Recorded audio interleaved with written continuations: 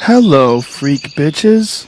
And one of the biggest issues I think that people are having with religion in the 21st century is these areas where you're not allowed to question and explore, that things hit these walls where this is God's will and this is the way it is. And in my mind, what we say, that is just code word for I don't want to think about it. Right. It's too confusing, it's too complicated. Or too terrifying. Too terrifying, Or people say, and this amazes me, I get people saying, you will never understand the origin of the universe. You'll never understand what love is. Science will never, ever explain love. Science will never, ever explain X. Well, what will? And then I say to them, well, that's incredibly a pompous statement. Because if you say that science will never explain this, you must understand it. Because how do you know that we'll never explain it? We never know what we won't be able to explain until we try. And maybe there are things about our universe that we'll never understand. But we don't know until we try. You can never say up front that science will never explain this or that because you haven't tried. And in my experience as a scientist, I've been, there have been brick walls, but I've watched progressively those brick walls crumble as we move around them or we break them. And it is so exhilarating, and that's why it's the greatest story ever told. It's so exhilarating to see them knocked down and things you thought we'd never understand. I remember one of the forces of nature, a very prominent physicist in the 1960s or early 1969 said it will be 100 years before we understand this interaction. Next year, the theory came out. And it's so wonderful to see how the story surmounts the biases and the anticipation of individual scientists. That's the greatest story ever told so far. Well, what's ridiculous about saying no one will ever figure anything out is that what we've figured out over the last 200 years is monumental, and that human language has only been around for 40,000. Absolutely. If we live another 50,000 years, 100,000 years? As long as we keep open inquiry. You could imagine look, we went through a few hundred years of the Middle Ages where the incredible inquiry-based civil culture of the Greeks was just forgotten. The Greeks had determined the circumference of the earth, not only that it was round, but what its circumference was by simple measurements that were then not accepted because of dogma. So we have to, if we want to progress, we have to beware of dogma. How did they figure out the circumference of the earth? Oh, it's really neat. I think it was Aristarchus. I forget which was the Greek now. It's amazing. Well, what he said was, look, so at a certain time of day, a certain time of the year, the sun is directly overhead at 12 noon. Okay? And I can tell that by looking down a deep well, and I see the reflection of the sun exactly in that deep well.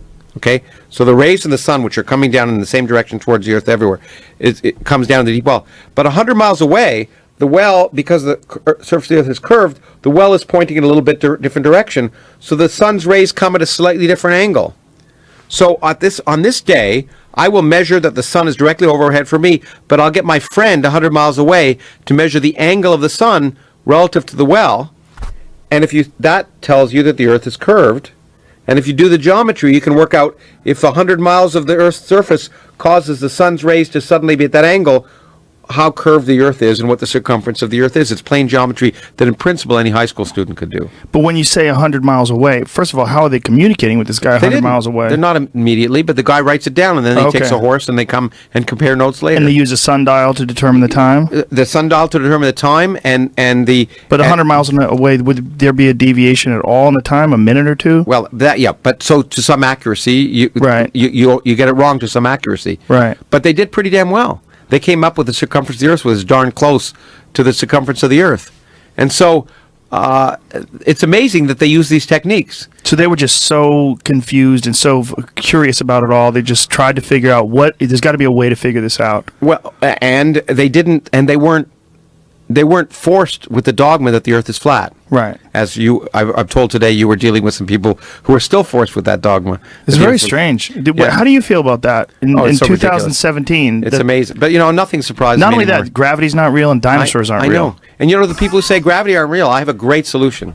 What? It's a Jump great off solution. a building? You walk out the window of the 13th floor and test your ideas. And the great thing is do it before you reproduce. But it's a magnetism thing, they believe. It's electromagnetism or something like that sucks people down to the that's the what they can think. So fascinating. Carry a magnet and look at it as what happens as you're falling to the earth. Well, what's even more hilarious is that they well, we talked about this before the podcast started, the Japanese weather satellite that takes an image, a full image of the Earth. What is the name of that satellite again, Jamie? It takes a full image of the Earth from 22,000 miles away. People keep saying in this flat Earth theory thing that there's no images of the Earth in full, that they're all composites. That's not true. It's not true. There are images of the Earth that are taken every 10 minutes by this one satellite, and they're high resolution. You can access them online anytime you want. But people see those and they want to think they're fake, but yet they believe there's an ice wall around Antarctica that you cross over and you fall to the abyss. Where's this photo of the ice wall? Yeah, where is it? Or have they never? Well, how does someone fly from Japan to the United States? They don't believe that people can fly around the world. I've done it. I've done and that they're all lying. Here's another one. Have they ever thought of time zones? Why are there time zones if the Earth is flat? Why are there time zones? The only reason they should go from New York to L.A. and see, you know what? The time is different. Leprechauns. Do you think well, no, but they probably think it's a human invention. Yeah, but probably. The sun is still shining in L.A. when it's gone down in New York, and they can call their friends and check. Oh, yeah. And if the Earth was flat, that wouldn't be the case. It's only the case because the Earth is curved. I mean, so those simple things should convince people. But people are willing to throw out evidence if they have a belief that's really firm. And what I said before is we have to realize the easiest person to fool is yourself. So if you're not willing to question your beliefs, especially those that you hold particularly cherished beliefs in, if you're not willing to question those, you're not gonna ever grow. Yeah, well, that's a good way to put it, particularly cherish, because I think a lot of people do cherish these ideas, things like the Earth being flat, because it gives them some sort of information leg up on everybody. I know something that people don't know. Or it makes them feel better about themselves. Yes. They may hate gays because it makes them feel better about not being gay. Or maybe they're gay. They're and gay they're trying to hide yeah, it. exactly. Yeah. You know, There's I mean, you more always worry about that. Yeah. And so I think that's what I mean about believing 10 impossible things for breakfast. I don't want to make fun of people because we all do think of things to make us feel better about ourselves. It's part of being human. The psychological pitfalls. Yeah, and so we should be aware of those. And I have them and you have them, and I don't pretend I don't. What I do try and do is question them. Yeah. But we can all do that. And I understand why people believe certain things. It's not, and you can be, you know what, again, Richard Dawkins tells me about an astrophysicist he knows who, during the day, studies objects in the sky and looks at galaxies or stars and measures that they're 12 billion years old or whatever. But yet he goes home at night and is convinced that the Earth is 6,000 years old. So somehow he can do both. Yeah, he knows a guy like that. Oh yeah, and people can, and we're all capable of believing in two mutually contradictory things at the same time. It's just the way we're built, and so. How does this guy measure the age of these planets? Somehow it doesn't affect his fundamental beliefs. And it's amazing. It's true because we can all believe things that are wrong. And so it doesn't mean they're stupid. It doesn't mean, because this guy's apparently a fairly accomplished astrophysicist. It's a psychological pitfall. But we all have It's a trap. So many people, when I talk about this, I don't want to seem pompous in the sense of saying, oh, I'm better, or scientists are better. Science is better because science helps us overcome those pitfalls.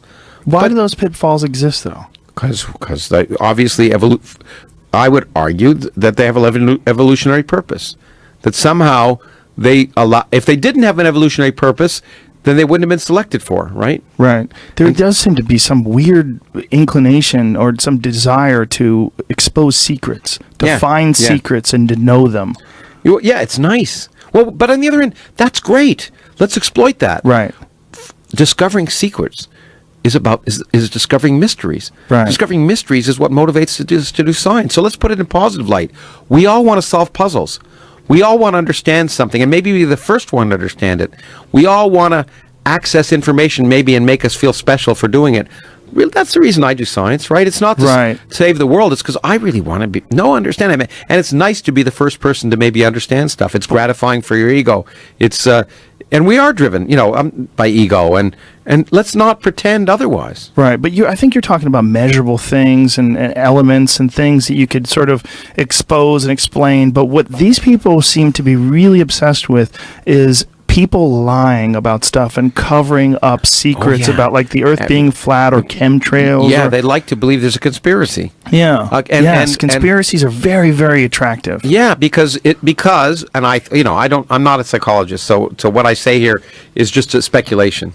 But the world doesn't care what you believe, and it doesn't treat you fairly, right? Right. And that's just a fact. The world doesn't treat me fairly, doesn't treat you fairly. It doesn't give a damn about my well-being okay. So, hey, I'm being treated unfairly. Isn't it better for me to think that someone is actively being unfair to me than to assume it's just the way it is? Because then I can blame it. And so I tend to think conspiracy theorists tend to say, the things I don't like, there's a real reason for it. It's not an accident. It's not just haphazard. It's not anything. And I've lost my job because of it. There's got to be a reason. There's got to be a villain. There's got to be someone making it happen. Just like the reason we burned witches, right? Because there were storms or there wasn't, there wasn't crops that year. And a lot of people say, it's an interesting historical theory, which I think seems quite plausible to me, that when Newton discovered the laws of gravity, the universal law of gravity, it contributed to the ending of the burning of witches. Why? I thought that was a myth, the burning of witches. I thought they drowned them mostly. Well, they hung a lot of them, too. Yeah. They drowned them. I don't care whether it's burning. They killed them. Right, I understand. Okay, they blamed crops. They blamed bad things. And then when Newton discovered that even the planets are affected by the same laws that an apple is, there's a universal laws, it meant that physical effects had physical causes. And when bad things happen, there's a physical reason. There's not someone you can blame, and witches or whatever. And so there's a lot of arguments that suggest that kind of development in physics led to the end of blaming people for bad crops or for bad things happening. But I think that's the kind of thing when we want to find someone to blame, rather than just saying, the universe doesn't give a shit about me. And anybody interested in this is a really fascinating subject, but the whole Salem witch trial thing, there's a lot of really convincing evidence that seems to point towards ergot poisoning, that there was a late freeze, and that this particular type of fungus grew on some of their wheat that makes ergot, which is has very LSD-like properties, and they think these people thought they were being bewitched because they're being contaminated. It's a great idea. Again, I don't know the evidence for it, but it's an interesting idea. It is fascinating. But let's understand. I think behind that is we've all had. I mean, I think what we're seeing are extremes of characteristics that we all have. I think many of us assign blame when we shouldn't. When I lose my keys, sometimes I say to my wife, "Where did you put the keys?" Right? And then I learn very quickly that I shouldn't have said that. and so I think it's just it's a characteristic of being human, and accepting it as a characteristic of being human doesn't diminish us. But what's really great is we can understand that and try and work and try and figure out ways to avoid those pitfalls.